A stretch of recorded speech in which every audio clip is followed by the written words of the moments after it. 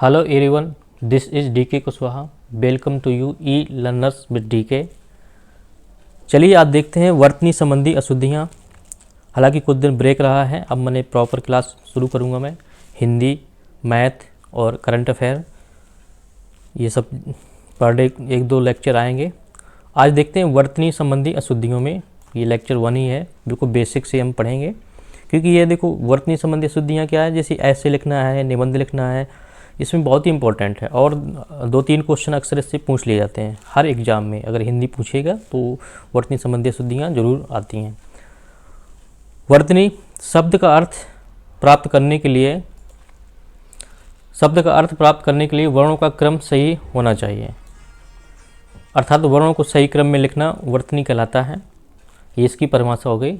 अगर हम शब्द का अर्थ सार्थक निकालते हैं तो उसका एक क्रम होता है, क्रम में अगर लिखा होगा तो सही वर्ण का अर्थ निकलेगा। जैसे हम देखो कमल,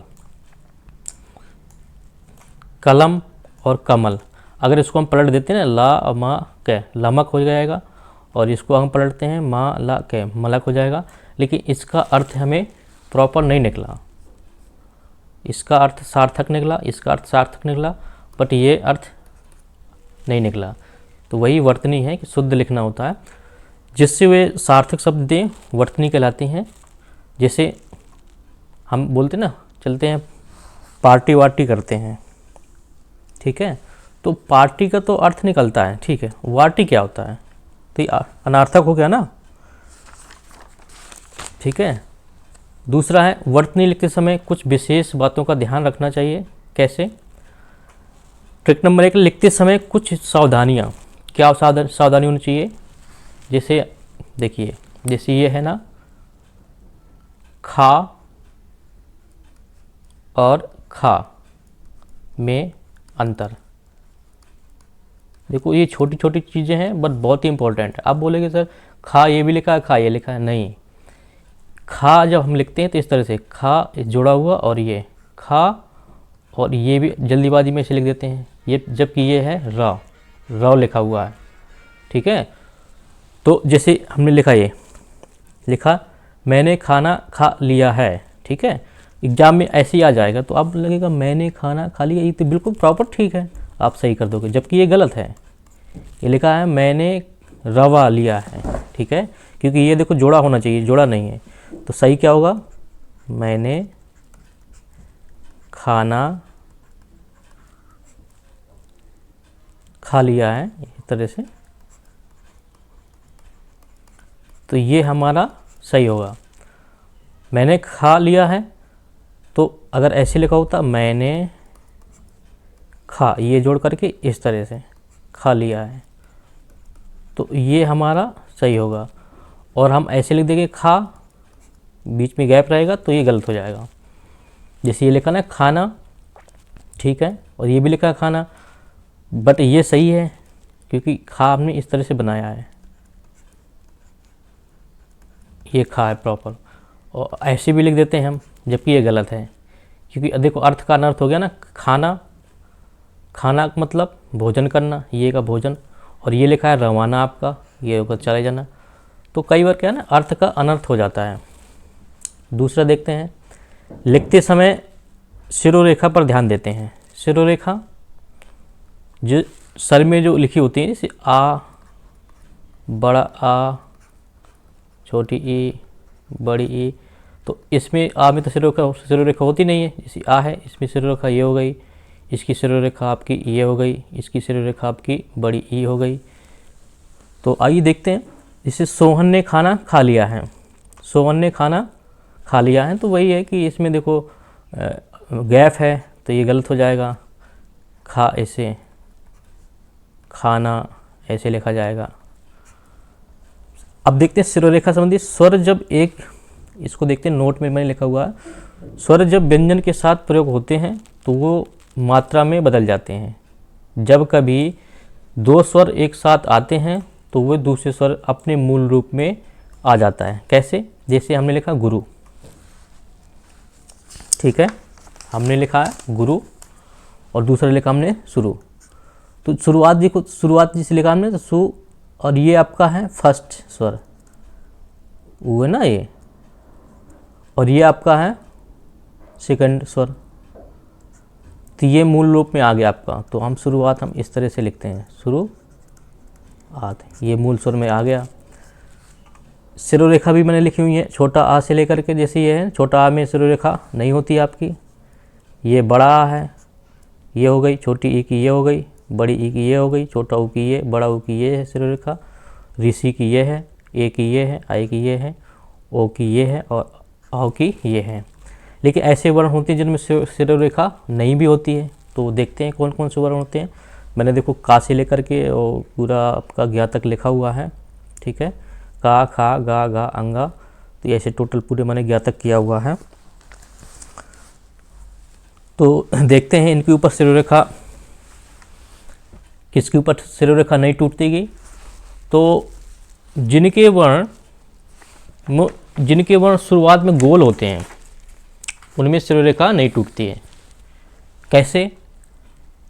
जैसे हमने लिखा आपका आधार में, हमने लिखा आधार में, ठीक है, तो और लिखा हमने आधार में, तो हमारा ये गलत हो जाएगा क्योंकि हमने सर एक साथ मिला दिया इसको। जिनके वर्णों की शुरुआत ऊपर गोल वर्ण से होती है उसमें सिरोरेखा नहीं टूटती है। जैसे देखो अन्यथा, जैसे हमने लिखा अन्यथा, आप साधारण ऐसे लिख देते हैं, जबकि ये गलत है क्योंकि यही तो बताना है मुझे कि किस में सिरोरेखा नहीं टूटती है।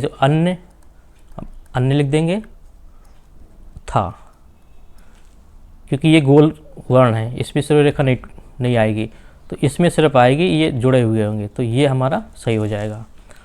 अब हम देखते हैं कि किस में सिरोरेखा, कौन कौन से वर्ण हैं जिसमें सिरोरेखा नहीं आएगी। तो सबसे पहले देखते हैं था, ये गोल है आपका, इसमें सिरोरेखा नहीं टूटेगी। दा है, इसमें भी नहीं आएगी। इसके बाद देखते हैं, और एक ये है, भा है, सलजम वाला है, ये भी वर्ण गोल है, गोल तरह से बनेगा। ऋषि वाला है, तो इनमें सिरोरेखा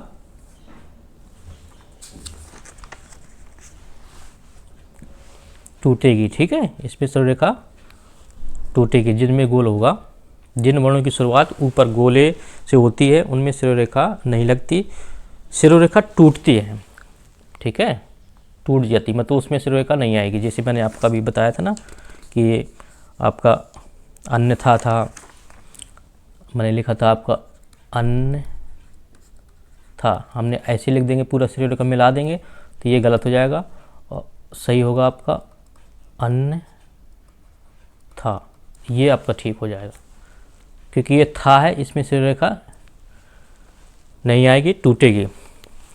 अब देखिए ट्रिक नंबर 30 में संयुक्त वर्ण है कुछ, जैसे स्वर हैं, तो स्वर में संयुक्त वर्ण की, जैसे ए आए ओ आओ, ये संयुक्त वर्ण, आ बड़ा आ ये नहीं है, हम ए और आए ओ आओ ये संयुक्त वर्ण है। व्यंजन में देखते हैं तो छछत्री वाला है, छछत्री, त्रा, ऋषि और ज्ञा, ये संयुक्त वर्ण है। संयुक्त वर्ण जो संयुक्त मतलब मिले हो, दो वर्ण से मिलकर बनते हैं, संयुक्त वर्ण होते हैं। जैसे हम देखो ए है, तो ए किससे बनता है, तो हमारा बनेगा, किससे बनेगा, आ प्लस ई से। आए हैं तो आ प्लस ए से। ओ बनेगा आपका आ प्लस छोटा ऊ से। औ बनेगा आपका आ प्लस ओ से। तो ये आपके संयुक्त वर्ण। अब इसमें देखते हैं व्यंजन में, ये तो स्वर हो गए, ये आपके स्वर वाले हैं। व्यंजन में देखते हैं तो व्यंजन में आपके हो जाएंगे का और ये बनेगा षटकोल वाले से, लेकिन ये आधा होगा। त्रा की बात करते हैं तो ता आधा और रा पूरा होगा।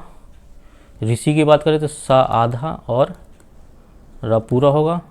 ज्ञा की बात करें तो जा आधा और इया पूरा, तो ये संयुक्त वर्ण है। जैसे हम का बनता है तो का कैसे बनेगा, तो का बनता है आपका का और आ से, जबकि ये आधा है, और आधा वर्ण शुद्ध व्यंजन होता है, वो पिछली क्लास में मैं आपको बता चुका हूँ।